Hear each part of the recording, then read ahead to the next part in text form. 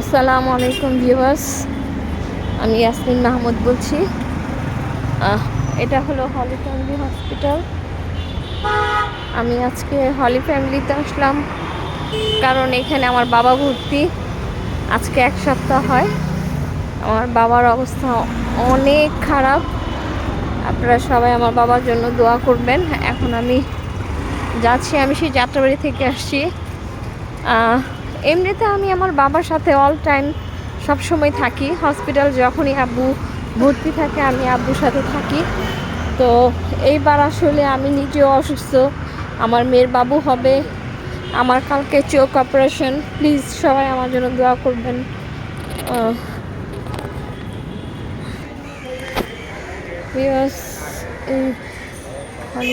Hospital আমি এখন ঢুকছি ভিতরে।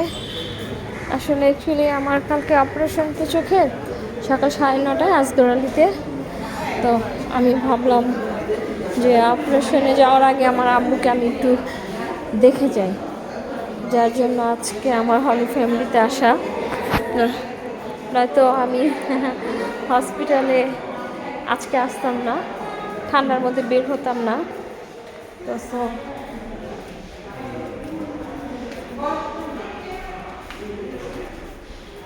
আমাকে বের হতে হলো শুধু আব্বুকে একটু দেখার জন্য, কারণ আমি লং টাইম ঘরে থাকবো।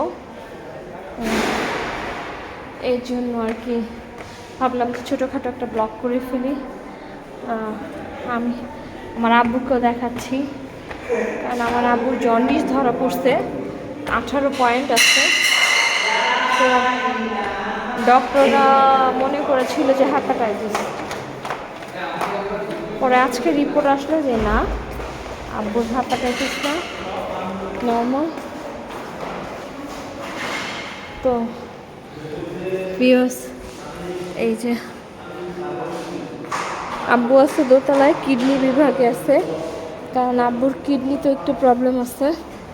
আমার হাজব্যান্ড আসছে সাথে, উনি চলে গেছে মসজিদে নামাজ পড়ার জন্য।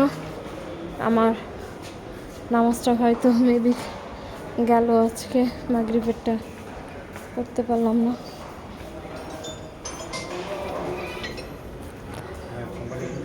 রাত দেখাতে পাচ্ছি না হলি ফ্যামিলির এটা মাঠটা। এই যে এটুকে দেখালাম। আসেন, বেশিক্ষণ ব্লগ করব না, আমার বাবাকে দেখাই।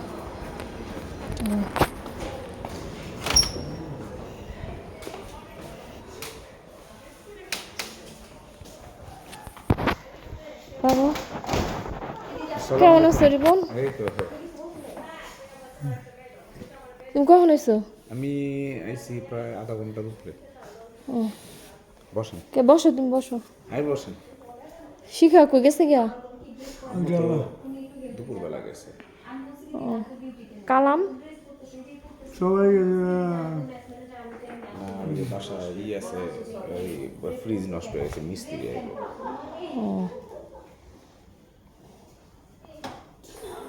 বাবা বন্ধ লাগে কি করতে বাবু বলো, আমারে বলো। আইটা পিঠে দেখালে পিঠে কার কিছু না।